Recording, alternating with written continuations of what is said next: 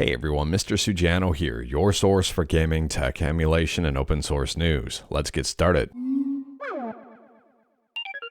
Alright, to kick things off, we're talking about a very interesting article talking about Windows 11. So this article was published on January 9th. It's on NeoWin here, and it's titled, Former Microsoft Employee Peddles Windows 11 Piracy. Says Microsoft does not care. The former Windows employee in question is Barnacules Nerdgasm. So here's one of the tweets that the article references, and Barnacules says, "Did you know that you can activate Windows 11 using a third-party activation server on the internet, outlined in dozens of GitHub projects that Microsoft purposely doesn't try to stop? Because at the end of the day, they want you running Windows 11 because you're the product." And then Barnacules goes on to say, so long as the method of activation doesn't prevent Microsoft from deploying updates to the machine, or disable their ability to collect telemetry from the machine, then they don't give a rip on how it gets on there and stays on there, IMHO, based on their response to all this. And Barnacules then goes on to say, here is a link to one of many projects that outlines this method of activation, and not a single one of them has been removed from GitHub even after being reported multiple times, even by yours truly, just to prove my theory. Now, from my understanding, Barnacules is a former Microsoft employee, and his viewpoints may differ from the company. Even though I'm not the biggest fan of Windows, and I do use Linux as my main operating system, I still have to boot into Windows from time to time.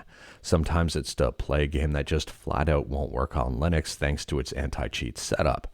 Sometimes it's to test out a program that only works on Windows. Both times booting up Windows, I'm not necessarily a big fan of the whole ecosystem and what Windows is turning into, at least from my perspective. And if this is true, I can completely understand why. I mean, it just seems nowadays that everybody is the product for all of the services they use. And speaking about products, next up here, we're talking about TikTok, and we're just going to spend a quick second on this one, but it seems that TikTok is back after being banned for a short period of time. It's very interesting here, not to get political. I think Trump was the first one who wanted to ban TikTok, and now he wants to bring it back. And it seems that they're looking for a 50% ownership in a joint venture. So it seems that all of this is about money. I could be wrong with that. And again, not to get political here, I'm in Canada and I don't understand US politics very well at all. Anyways, here it's a weird situation. It does seem that TikTok is going to be back, and who knows what's going to happen here in terms of long-term viability of the app. Again, please don't talk about politics in the comments. I think politics in general is completely toxic. Whether you're on the left or the right, it just seems like a completely toxic environment that never gets any better. Both sides consider themselves the right way to do things. They consider the opposite side completely wrong, and it becomes an identity, and it's a very weird. Anyways, getting away from that, the whole reason I'm talking about the TikTok thing is because of Marvel Snap.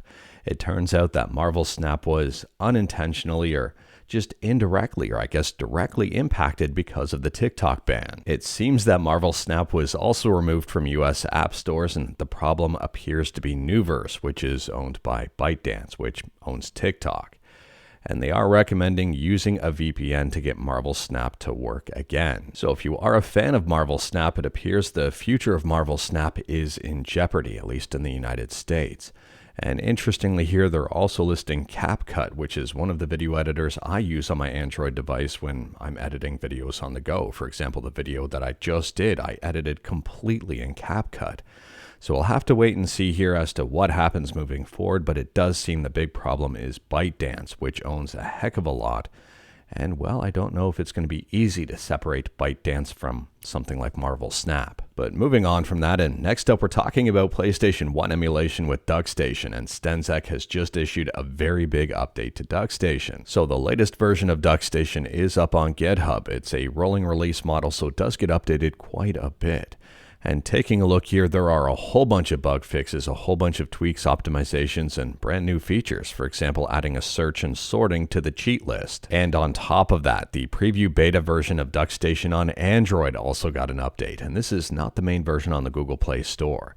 So on January 19th, they added in border and bezel overlays, a whole bunch of fixes, added achievement bucket listing and icons, game compatibility fixes, and even more. Next up, we're talking about Xbox 360 emulation with Xenia Manager. Now, Xenia Manager is not an emulator in itself. It's designed to work with both Xenia and Xenia Canary, the more experimental one. to make things a lot easier to configure, set up, and manage. And Xenia Manager just got a brand new update. So at the time of filming, version 2.3.0 is the latest update for Xenia Manager, and maybe you'll have a brand new version up by the time you're watching this video, because this emulator, this Xenia Manager, gets updated quite a bit. Anyways, here the big thing here is Xenia Netplay support. If you like to play Xenia online, well, Xenia Manager now supports it. Next up, we're talking about PlayStation 4 emulation with ShadPS4, and ShadPS4 keeps improving and getting better. Based on a currently unreleased version of ShadPS4, which is version 0.5.1 work in progress, it appears that Just Cause 3 is now booting. Is it playable? No, but at the same time here the game seems to be booting, which is huge progress. Now from my understanding, the game does crash as soon as someone tries to do anything in it. But I mean, Bloodborne started in a very similar fashion. And speaking about Bloodborne, it seems that particles are now working very good, and look how well this game is playing. I mean, ShadPS4 keeps making improvements in leaps and bounds, and to me this is extremely impressive. Next up, and well, here we go again. It seems that now that Switch 2 rumors are out of the way and the Switch 2 has been confirmed and we know the design, the next step is game rumors for the Switch 2, and this seems like it's going to be happening again and again and again moving forward, at least until the Switch 2 is released. So it's being reported that Diablo 4 is in development for the Switch 2.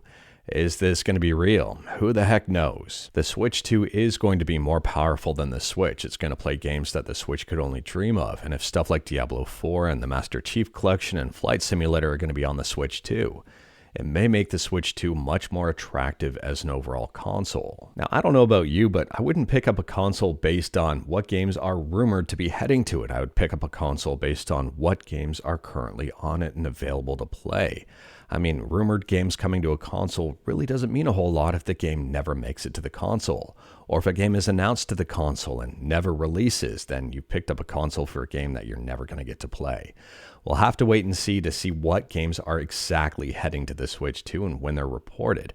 I would take a lot of this stuff with a big grain of salt. And speaking about rumors, next up we're talking about Grand Theft Auto 6, and this is a very interesting headline.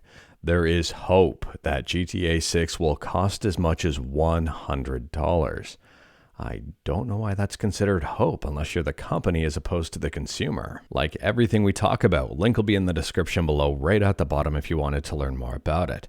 And the article over here on VGC goes on to clarify. A video games analyst has claimed there is hope in the industry that GTA 6 could cost up to $100, so that other companies could raise their default prices as well, amid global inflation and swelling AAA development costs.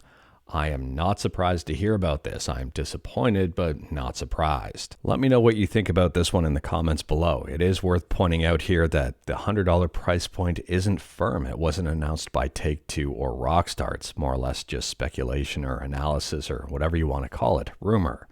Anyways, here I wouldn't be surprised to see games hit $100 next year or even this year, given the fact that, well, inflation seems pretty bad. Next up here, we're talking about something that I really don't care about too much. I don't know if you do, but it's generating quite a bit of talk online, and I've received a bunch of messages about it.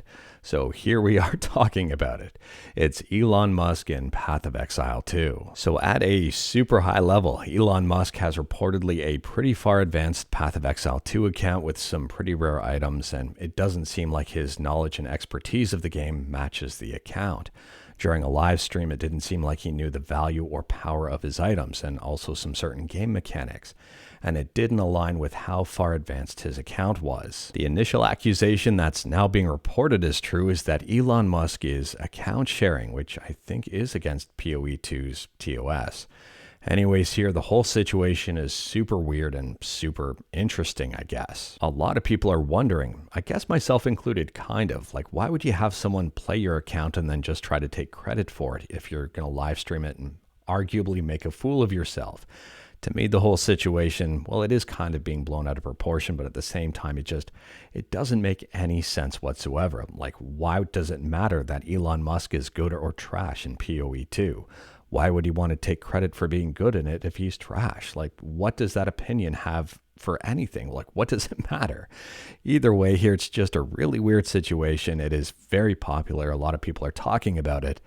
And I couldn't care less. And don't get me wrong here, I'm not a huge Elon supporter. I'm not hugely against him. I'm just kind of indifferent to the entire situation. I like what he's doing with Starlink, but at the same time here, I don't like what he's doing with Twitter or X. And I don't like a lot of his business decisions and tactics. But I mean, at the same time here, who cares if the guy is good at video games? I really don't.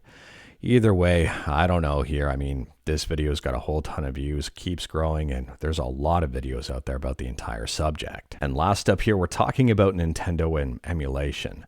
Now, we talked about this one a little bit last week in terms of Nintendo's viewpoint on emulation, and I used a quote from a lawyer from Nintendo, where it did seem that Nintendo understood emulation was legal. Now, in that video, we talked about the two scenarios where the Nintendo lawyer viewed emulators treading into the not acceptable or not legal territory. One of those is if the emulator lets you download ROMs. And the second one is if the emulator circumvents TPM, technical protection measures. Both Yuzu and Ryujin circumvented TPM, kinda. Anyway, since we reported on that, there's been a whole lot more talk about the entire situation and arguably even more developments. And it does seem that Nintendo understands, or at least acknowledges, emulation is legal. If you are curious on an in-depth analysis, I do recommend checking out Video Game Esoterica's video, and again, like everything we talk about, links are in the description below.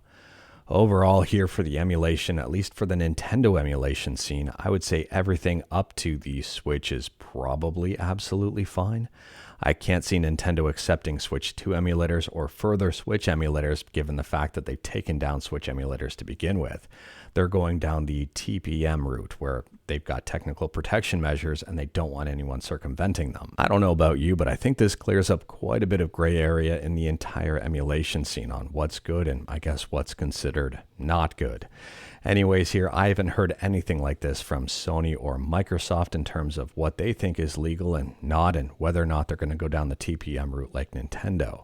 So far, Nintendo seems to be the most vigilant of the group. But anyways, that is all I've got for you in this one. Straight to the point, all stuff and no fluff. We talked about a bunch today. Feel free to discuss anything we talked about in the comments below. If you like this video, leave a like. If you didn't like this video, leave a like. Hit that subscribe button. Check out my other videos. Don't tempt fate. Save your state.